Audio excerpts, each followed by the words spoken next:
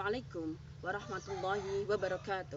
Alhamdulillahilladzi arsala rasulahu bil huda wa dinil haqqi liyudhhirahu 'alad dini kullih amma ba'd. Pemirsa rahimakumullah dimanapun Anda berada, semoga kita semua dalam lindungan Allah Subhanahu wa taala dan senantiasa diberikan kesehatan jasmani dan rohani. Dimana dalam pandemi saat ini kita senantiasa mengikuti protokol-protokol dari pemerintah, senantiasa kita menjaga kebersihan, menjaga kesehatan, dan tentunya memakai masker jika kita di luar rumah. Kita senantiasa physical distancing dan social distancing karena semua itu merupakan ikhtiar, dan ikhtiar adalah salah satu sunatullah yang harus kita laksanakan. Bersama Radio Resta FM kami akan menemani Anda dalam kajian Ramadan, dan saya ucapkan terima kasih kepada pimpinan dan penanggung jawab Radio Resta FM yang telah memfasilitasi kami dalam setiap kajian Ramadan sehingga berjalan dengan lancar. Jangan bosan dan jangan berhenti untuk senantiasa bersolawat, karena solawat akan membawa kita menjadi umat Nabi Muhammad dan senantiasa kita mendapatkan syafaatnya kelak di yaumil qiyamah. Amin amin ya rabbal alamin. Pemirsa rahimakumullah, pada saat ini saya sedang berada di tempat pembuatan kerajinan kayu dan mebeler, di mana salah satu mata pencarian masyarakat di sini adalah sebagai petani dan berdagang. Selain itu juga ada yang berwira swasta seperti kerajinan kayu ini. Pemirsa rahimakumullah dimanapun Anda berada, ada obat untuk mengatasi masalah gelisah. Di dalam perjalanan hidup manusia, tentu tidak selamanya berjalan dengan mulus. Terkadang ada yang merasakan kegelisahan hidup, kegelisahan batin, hati tak tenang, hati gelisah, makan tak enak, bahkan tidur pun tak nyenyak tanpa suatu sebab apapun. Dan mungkin karena masalah kecil bisa menjadikan keguncangan dalam hati seseorang. Mengapa bisa demikian?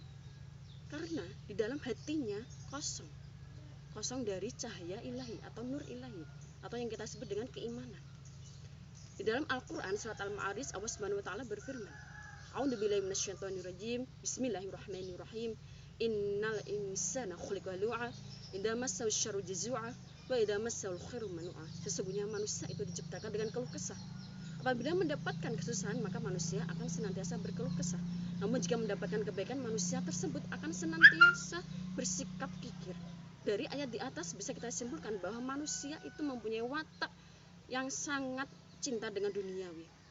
Mengapa? Karena jika dikasih kekayaan, manusia akan senantiasa sombong dan kikir. Namun jika diberikan kesusahan, manusia tidak mau bersabar, namun akan senantiasa berkeluh kesah. Jika keluh kesah dan rasa sombong tertanam dalam jiwa seseorang, maka akan melahirkan sikap atau penyakit yang namanya stres atau gelisah. Allah Subhanahu wa taala memberikan obat untuk mengatasi gelisah. Di dalam Al-Quran surat Al-Ma'arij sudah dijelaskan bahwa ada resep untuk mengatasi obat gelisah. Resep yang pertama yaitu kita senantiasa mendirikan sholat secara kontinu.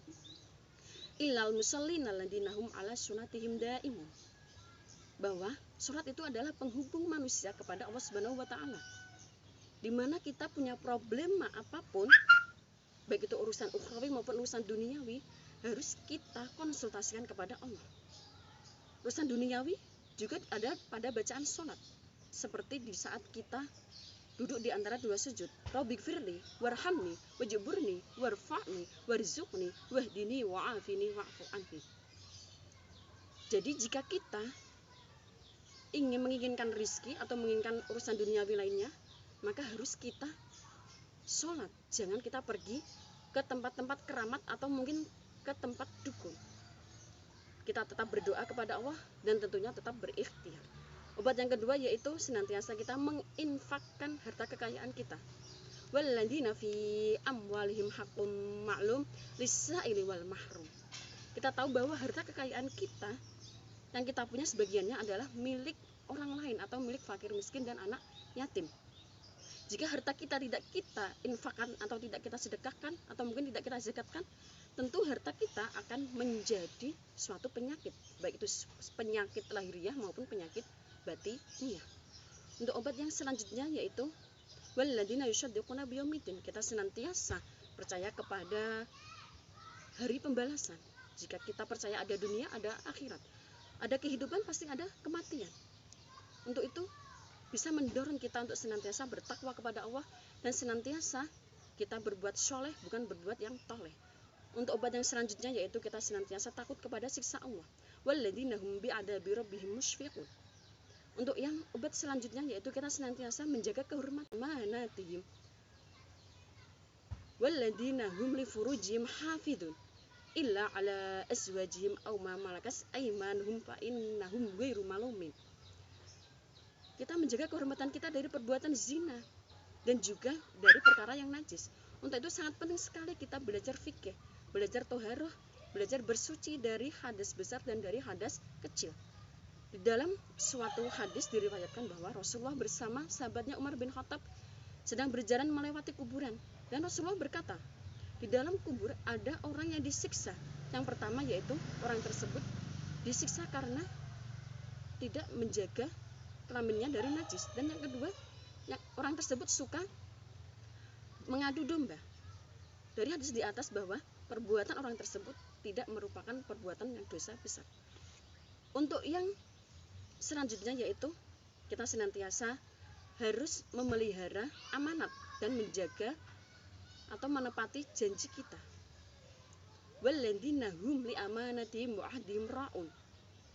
Amanat dari Allah berupa keluarga, anak, serta harta kekayaan harus kita jaga, harus kita pelihara.